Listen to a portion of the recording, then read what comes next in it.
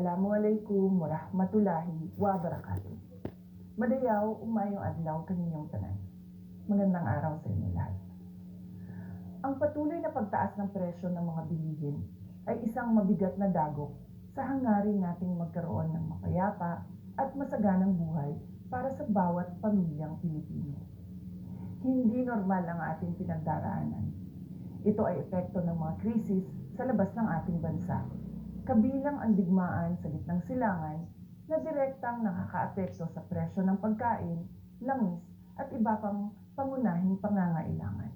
Sa kabila nito, ang tanggapan ng pangalawang Pangulo ay patuloy na nagsasagawa ng mga programa na noon pa man ay nakatuon ng tumulong sa inyo na makatipid at makaraos sa araw-araw.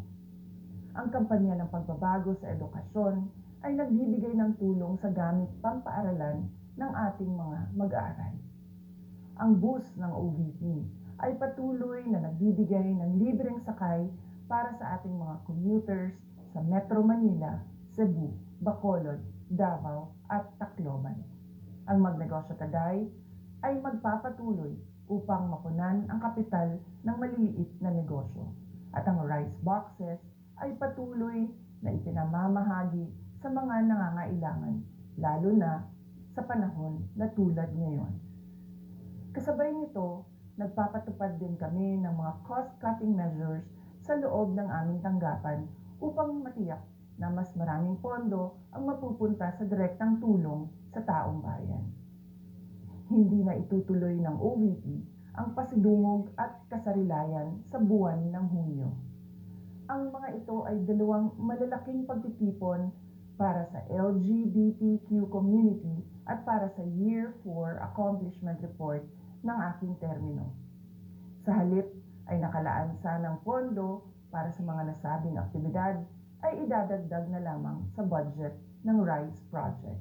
Sa mga darating na buwan, inaasahan nating lalong magiging mahirap ang sitwasyon sa pagkain dahil sa banta ng El Nino mula sa Abril hanggang Hunyo at posibilidad ng pagbaha mula Hulyo hanggang Setyembre dahil sa bagyo at pag-ulan.